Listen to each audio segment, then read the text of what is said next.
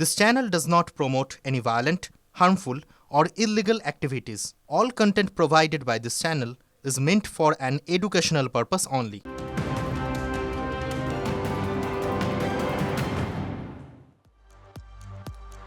নমস্কার, দেখছেন TV9 বাংলা। আপনাদের সঙ্গে আমি অনির্বাণ। বেঙ্গল ব্রেকিং নিয়ে আর আমার সঙ্গে আমি তনিষ্ঠা রয়েছি আপনাদের সঙ্গে। আর শুরুতেই আপনাদের একটা নমুনা দেব। দেখুন, কোথাও রাস্তা না করেই বোর্ড টাঙিয়ে দায় শেষ, কোথাও আবার বছরের পর বছর সাঁকোর মেরামতি হয়।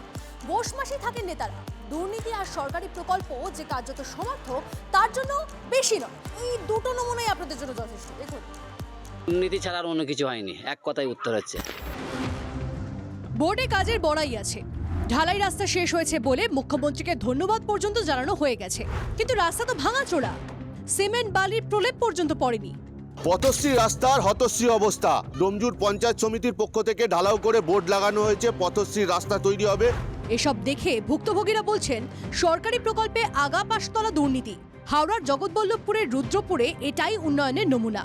সবই তো রাজনীতির খেলা। দেখতে পাচ্ছি বোর্ড মারা হচ্ছে, কি বল, জিজ্ঞাসা করলাম যে বোর্ড মারা হচ্ছে, বাজে রাস্তা দুটো হলো খালি কোনো গো থেকে মানে দুটো করে মাল ঢেলে দিয়ে ছেড়ে দিল। এটা তো পিচের রাস্তা হয়েছে, এটা পিচের রাস্তা হচ্ছে, আর এটা হচ্ছে না। পথশ্রীর কাজ কবে শুরু হবে লেখা নেই, কবে শেষ হবে তা কি আর জানার উপায় আছে? সাধারণ মানুষের পরের ট্যাক্সের টাকা এইভাবে নয় ছয় করার অধিকার তৃণমূল সরকারকে কে দিয়েছে? নিশ্চিতভাবে শুরু হবে, খুব দ্রুততার সাথে শুরু হবে। আমরাও ডিপার্টমেন্টের সাথে কথা বলছি যাতে দ্রুত কাজটা সম্পন্ন করা যায়। হাওড়া গ্রামীণের মতো পশ্চিম মেদিনীপুরের চন্দ্রকোনার মনোহরপুরে সরকারি প্রকল্পেও যে পুকুর চুরির অভিযোগ, টেন্ডার ছাড়াই চলছে সাঁকো মেরামতি। ইঞ্জিনিয়ার এক বলছে, কন্ট্রাক্টর এক বলছে, কিন্তু কাজ আলাদা হচ্ছে। সেইটা আমাদের আপত্তি। এটা 20-25 গ্রামের লোকে যাতায়াত করার রাস্তা। প্রতি বছর সাঁকো ভাঙে, আর তার ফলে নাকি আঙুল ফুলে কলা গাছ হয় প্রধান ও তার সাঙ্গপাঙ্গদের। কোনো টেন্ডার না করে প্রধান প্লাস এনএস তাদের দলীয় সব নেতৃত্বরা টাকাকে তছনছ করছে। বিরোধীরা এটা মানে উন্নয়নের কাজটাকে বাধা দেওয়ার জন্য এরকম উল্টো পাল্টা করছে।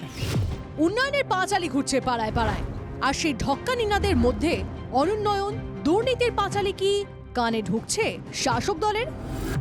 সুব্রত বন্দ্যোপাধ্যায় ও অসীম বেরার রিপোর্ট, TV9 বাংলা। গ্রামের তৃণমূল পরিচালিত পঞ্চায়েতে দুর্নীতির গন্ধ, শহরেও যে জোড়া ফুলে কোন্দলের স্রোত, আর পুরুলিয়ায় শাসক দলে পুরো দস্তুর গৃহদাহ। গুচ্ছের অভিযোগ তুলে এক কাউন্সিলরকে দল থেকে ঝেড়েই ফেলল তৃণমূল। অভিযুক্তর পাল্টাতির দুর্নীতির মৌচাকে ঢিল মারায় এই হাল। দলবিরোধী কাজের জন্য তাকে দল বহিষ্কার করতে আজকে বাধ্য হয়েছে। বিরোধীর তো একটা তো প্রমাণ থাকবে আমি কি বিরোধী করেছি, সেই ধরনের তো আমার মনে হয় না যে কোনো প্রমাণ দিতে পারবে।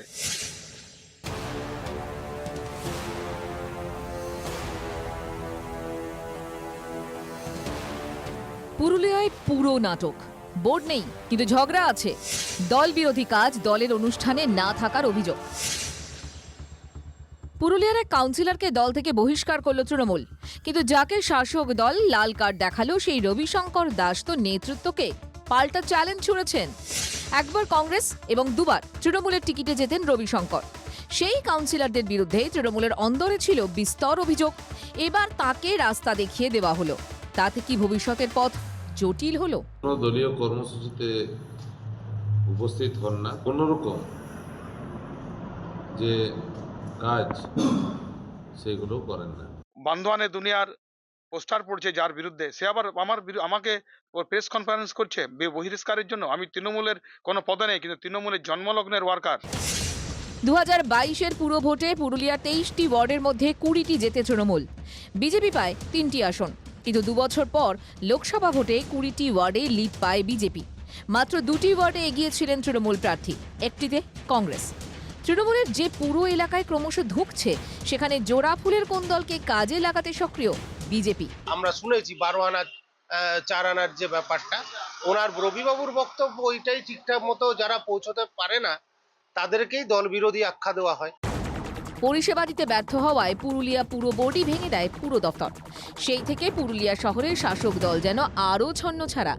দলের প্রতিষ্ঠা দিবসে আলাদা করে কম্বল বিতরণ করে তৃণমূলের 2 গোষ্ঠী। আর এবার বিভীষণের খোঁজ। এই করতে গিয়ে কি গাঁ উজাড় হয়ে যাবে? পুরুলিয়া থেকে তপন হালদারের রিপোর্ট, TV9 বাংলা। মান্নাদের গানে নিশ্চয়ই শুনেছেন, পাথরে লেখো নাম পাথর হয়ে যাবে, হৃদয়ে লেখো নাম সে নাম রয়ে যাবে।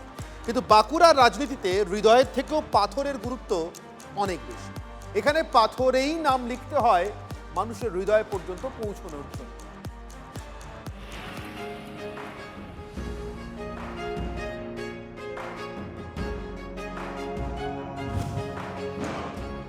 রাজ্যের পিছিয়ে থাকা অঞ্চলগুলোর মধ্যে বাঁকুড়ার শালতোরা একটা। এলাকার অনেকেই বলেন বাকি সময় একরকম, তবে ভোট এলে শালতোরার নাম শোনা যায় দিকে দিকে। ভোট আসে ভোট যায়, ভোট এলেই নেতারা আর 5টা জায়গার মতো বাঁকুড়ার এই অনুর্বর শালতোরা ব্লকে ছুটে আসেন। একটা সময় বীরভূমের রামপুরহাট ও দেউচাপাঁচামির সঙ্গে পাল্লা দিত শালতোরার পাথর শিল্প। এই থমকে থাকা ক্র্যাশার মেশিনগুলো তখন দিনরাত চলতো ঘর ঘর শব্দে। এখন সব থমকে আছে, কারণ সরকার জানিয়েছে পাথর খাদানগুলো অবৈধ। প্রায় 250 ক্র্যাশার মেশিন চলত শালতোরায়, প্রত্যক্ষ ও পরোক্ষভাবে 20,000 মানুষের কর্মসংস্থান। কাজ হারিয়ে প্রচুর শ্রমিক এখন পরিযায়ী। সমস্যা তো সব রকমের, সরকারই চালু করবে, সরকারই বন্ধ করবে, এটাই তো হচ্ছে সব থেকে বড় কথা। সরলীকরণ বলতে তো কিছু সেইভাবে সরলীকরণ হয়নি। ভোট এলে প্রতিশ্রুতি আসে, এবারও আসছে। সাংসদ বলছেন স্থায়ী সমাধান খুব শিগগিরই। আমরা শ্রমিকদেরকে মারবো না, শ্রমিকদেরকে আমরা পার্মানেন্ট যাতে সলিউশন হয় তার ব্যবস্থা করব। শালতোরার বিজেপি বিধায়ক চন্দনা বাউরির অভিযোগ, 2021 সালে বিজেপি এই বিধানসভা আসনে জিততেই পাথর শিল্পকে ইচ্ছে করে থমকে দেওয়া হয়েছে। রাজনীতির জন্য এই বিধানসভাটা যখন থেকে ওদের হাতছাড়া হয়ে গেছে তখন থেকে মানে রাজনৈতিক কারণে এটা বন্ধ করে রেখেছে তৃণমূল, অন্য কেউ না। বাঁকুড়া শালতোরা এবার সভা করবেন অভিষেক বন্দ্যোপাধ্যায়। শালতোরার বন্ধ শিল্পকে কোনো দিশা দেখাতে পারবেন তিনি।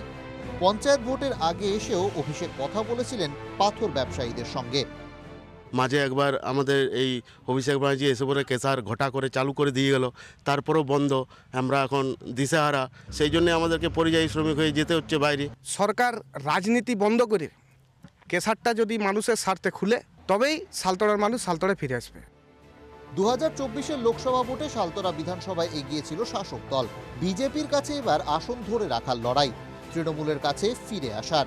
বঙ্গ রাজনীতির দুই ফুলের কাছে একটাই চ্যালেঞ্জ, থমকে থাকা মেশিনগুলো চলতে শুরু করলেই শালতোরার ভোট বাক্স ভরবে জনগণের আশীর্বাদে, নইলে নয়। বাঁকুড়া থেকে হীরক মুখোপাধ্যায়ের রিপোর্ট, TV9 বাংলা।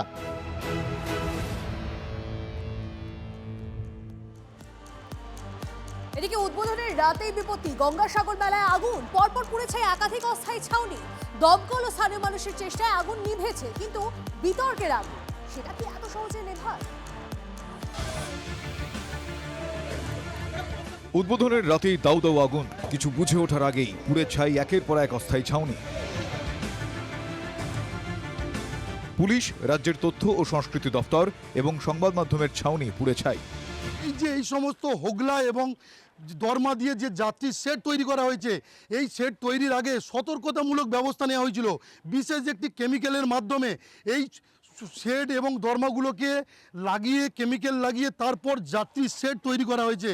কিন্তু আচমকা এই দুর্ঘটনা কিন্তু এই মেলার যে পরিকাঠামো এবং ব্যবস্থামালা নিয়ে প্রশ্নই তুলে দিল। কমিটি গঠন করা হয়েছে, সমস্ত দিক তারা খতিয়ে দেখছে। কিছু একটা কেউ একটা মানে মাথা খাটিয়ে এটা করেছে এরকমও কেউ বলছে, আবার দুর্ঘটনাও হতে পারে। আগুনটা কিন্তু এসছে ওই দিক থেকে এসছে, হয় শর্ট সার্কিট অথবা উদ্দেশ্য প্রণোদিত।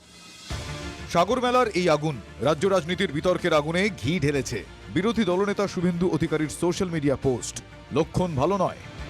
আগুন তো সারা বাংলাতেই লেগেছে, লক্ষণ খারাপ মানে বুঝতে পারছেন না। শুভেন্দুবাবু এমনভাবেই লেগেছে যাতে সবাই বুঝতে পারে। রাজ্যের সুন্দরবন উন্নয়ন মন্ত্রী বলছেন শর্ট সার্কিট থেকেই আগুন লেগেছে। শর্ট সার্কিট হয়েছে, আমাদের হাইমাস যে লাইট আছে তার থেকে বোধহয় কোনো একটা কানেকশনে এই জন্য এটা হয়েছে। আমাদের রাজ্য কুম্ভ মেলা চলাকালীন অগ্নিকাণ্ড থেকে পদপিষ্ট মৃত্যুর মিছিল হয়েছে। এই নির্লজ্জ বেহায়ারা সেই নিয়ে এখানে রাজনীতি করতে এসেছে।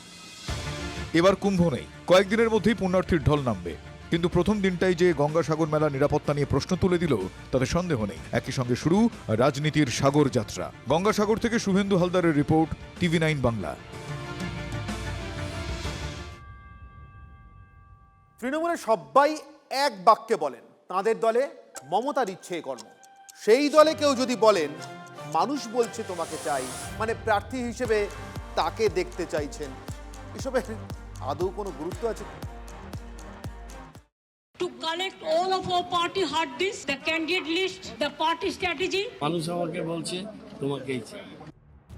ভোট কুশলীর বাড়ি অফিসে ইডির অভিযান, যে তল্লাশিতে তৃণমূলের প্রার্থী তালিকা চুরির আশঙ্কা খোদ মমতা বন্দ্যোপাধ্যায়ের। মানে পরীক্ষার আগে প্রশ্নপত্র ফাঁস হয়ে গেছে, সেই ভয়ে কি আগে ভাগে ময়দানে নেমে পড়লেন গৌতম দেব? তৃণমূল কাকে প্রার্থী করবে একদা গৌতমের পর ডাবগ্রাম ফুলবাড়িতে সেটা তো অজানা, কিন্তু তার আগে ডাবগ্রামের মানুষ তাকে চাইছেন বলে কি বোঝাতে চাইছেন গৌতম? মানুষ আমাকে বলছে তোমাকেই চাই, মনে হচ্ছে মানুষ অন্যরকম ভাবছে। জিতবে তৃণমূল, আমি দাঁড়াই আছি।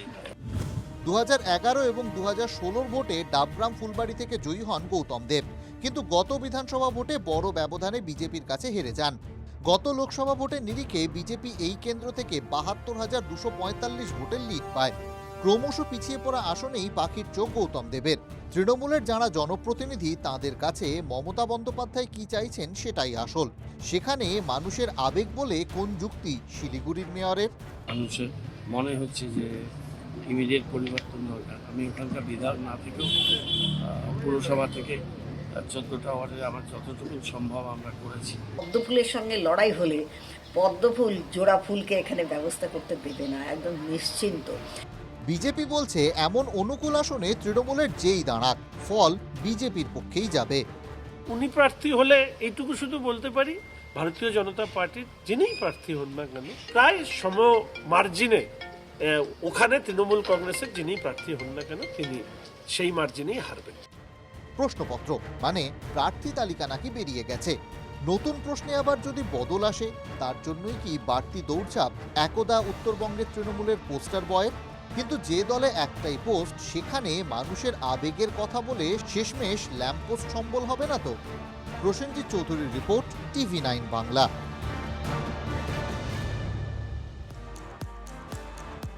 যুব তৃণমূল সভাপতির দাদার বিরুদ্ধে অভিযোগ, কাউকে বলে কিচ্ছু হচ্ছিল না। চিঠি নিয়ে তহিদুর রহমান সোজা পৌঁছে গেছেন অভিষেক বন্দ্যোপাধ্যায়ের সভায়। নিশ্চয়ই আপনাদের সেই ছবি মনে রয়েছে।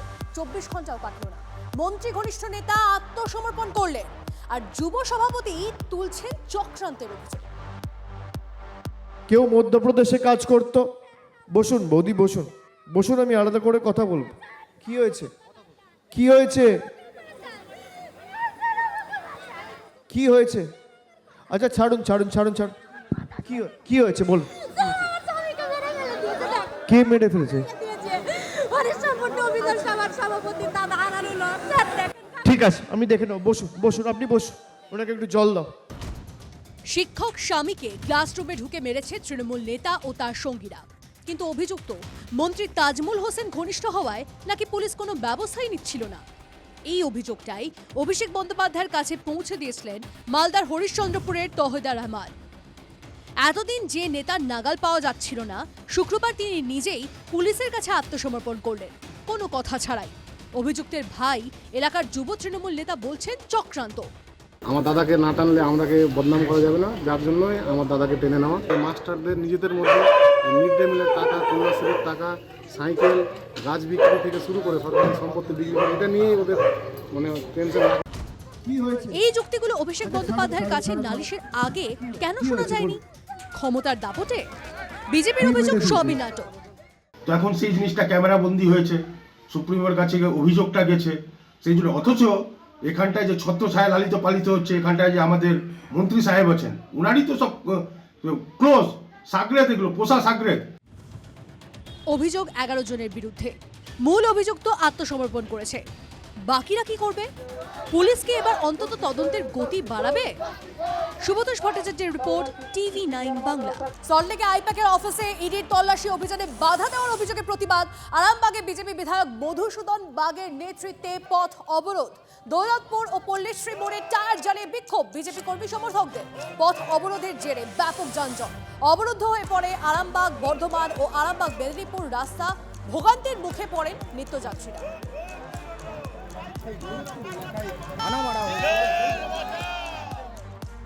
এদিকে বাসন্তীতে তৃণমূলের বিক্ষোভের মুখে কার্তিক মহারাজ। বাসন্তীর চুনাখালীতে সভায় যোগ দিতে যাওয়ার পথে বিক্ষোভের মুখে পড়েন কার্তিক মহারাজ।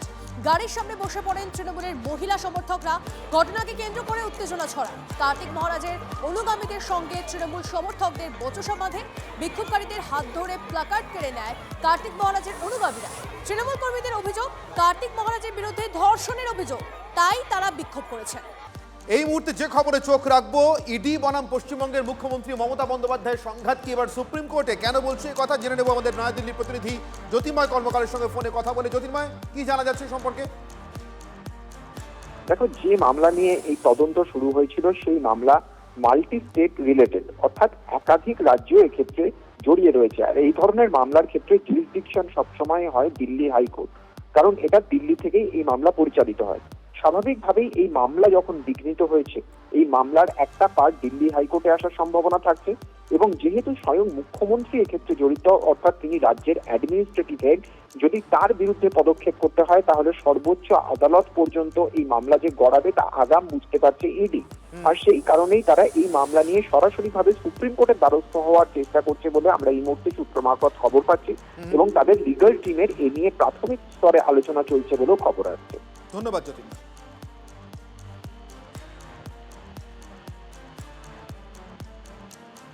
বিধানসভা নির্বাচনে হুমায়ুন কবিরের সঙ্গে কি হাত মেলাবেন নওশাদ সিদ্দিকী? জোর জল্পনা শুরু হলো জনতা উন্নয়ন পার্টির চেয়ারম্যানের আজকের মন্তব্যে। তা আবার যেখানে সেখানে নয়।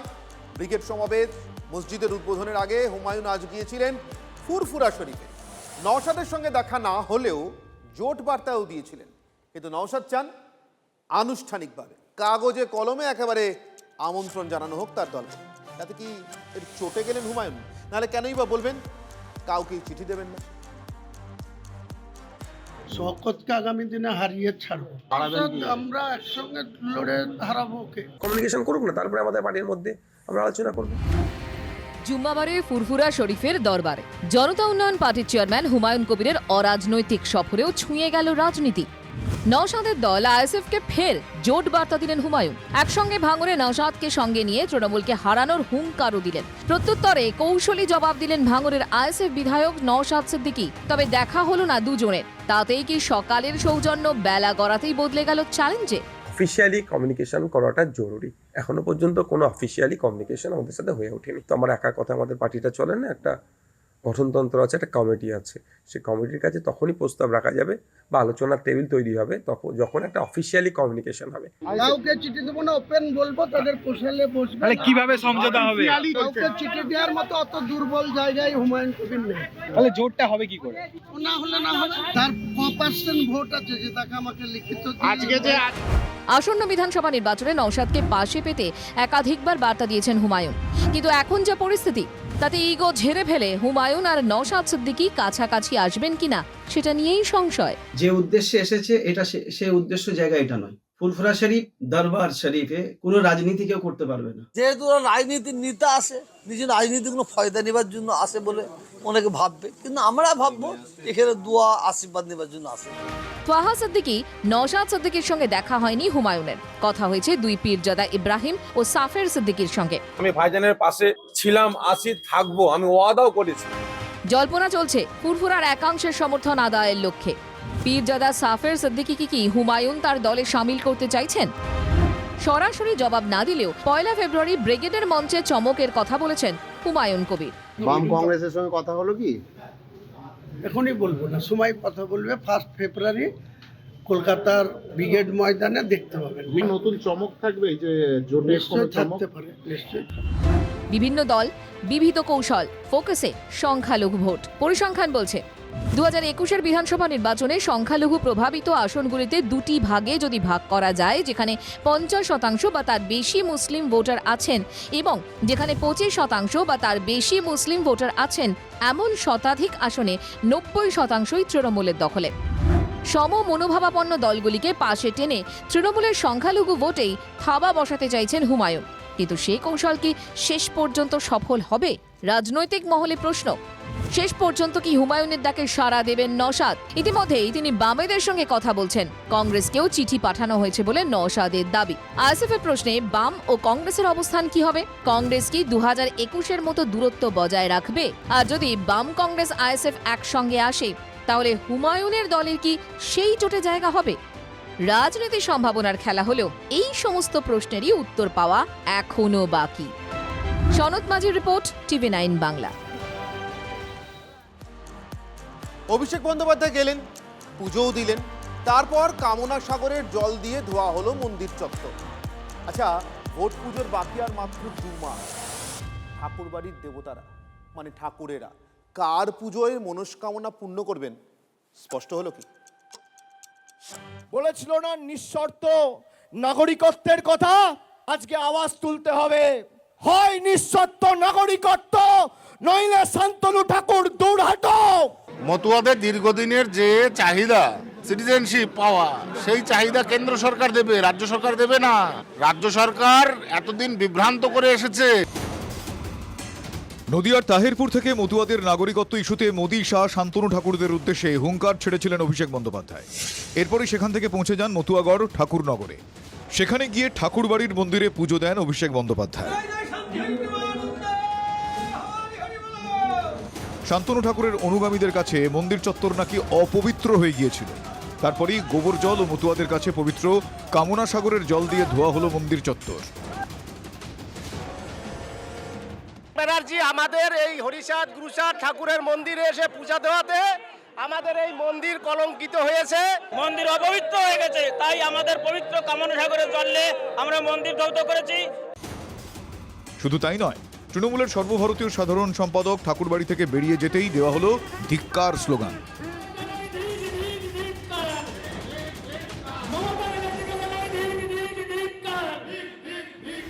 ...2023 সালে পঞ্চায়েত ভোটের আগে নবজোয়ার কর্মসূচিতে ঠাকুরবাড়িতে গিয়ে বাধার মুখে পড়েছিলেন অভিষেক বন্দ্যোপাধ্যায়। সেই সময় তাকে হরিচাঁদ গুরুচাঁদ ঠাকুরের মন্দিরে ঢুকতে বাধা দেওয়া হয়েছিল। শেষ পর্যন্ত বড় মন্দিরে পুজো না দিয়ে অভিষেক পাশের মন্দিরে পুজো দিয়েছিলেন। 2023-এর পর 2026 পরিস্থিতিতে অনেকটাই বদল এসেছে। যে আমাকে আটকে ছিল পঞ্চায়েতে নিজের বুথে হেরেছিল, মানুষ প্রমাণ করে দিয়েছিল এটা কারোর পৈতৃক সম্পত্তি নয়। ঠাকুরনগরের ঠাকুর বাড়ি সাধারণ মানুষের অবারিত দ্বার, যে কেউ আসতে পারে, যখন ইচ্ছা আসতে পারে। 26-এর বিধানসভা ভোটের অন্যতম ইস্যু নাগরিকত্ব। ফলে স্বাভাবিকভাবেই সব পক্ষের নজরে মতুয়া ভোট। এই পরিস্থিতিতে 2.5 বছর পর মতুয়াগড়ে যান অভিষেক বন্দ্যোপাধ্যায়। আর তা নিয়েই সরগরম ঠাকুরনগর। 4 কোম্পানি কেন্দ্রীয় বাহিনীকেই ডেকে নেন কেন্দ্রীয় মন্ত্রী শান্তনু ঠাকুর। গতবার যখনও এসেছিল টিএমসির ক্যাডার দিয়ে মন্দির দখল করার চেষ্টা করেছে। মামা বাড়ি নাকি এটা? যা খুশি তাই করবে এখানে। মন্দির চত্বরে শ্রীধামের ভেতরে কিসের সিকিউরিটি নিয়ে আসা? একমাত্র প্রধানমন্ত্রী, রাষ্ট্রপতি যদি আসে তাদের একটা আলাদা প্রোটোকল থাকে। আর কেন্দ্রীয় বাহিনী মোতায়েন নিয়ে নাম না করে শান্তনুকে কটাক্ষ করেছেন মমতা বন্দ্যোপাধ্যায়। আজকে অভিষেক গেছে মিটিং করতে, এত ভিতর দল, ভিতর টিম, প্যারামিলিটারি ফোর্স দিয়ে পুরো এলাকাটাকে দখল করে রেখে দিয়েছে। তোমার কি অধিকার আছে? তুমি ল অ্যান্ড অর্ডারে ইন্টারফেয়ার করছো। 26-এর ভোটের আগে মতুয়া ভোট ব্যাংক বড় ফ্যাক্টর। সেই ভোট ব্যাংক দখলে তৎপর তৃণমূল। গড় রক্ষায় মরিয়া বিজেপি। কিন্তু মতুয়াদের মন কে জিতবে? উত্তর মিলবে ভোট বাক্সে। দীপঙ্কর দাস ও সৌরভ গুহর রিপোর্ট, TV9 বাংলা।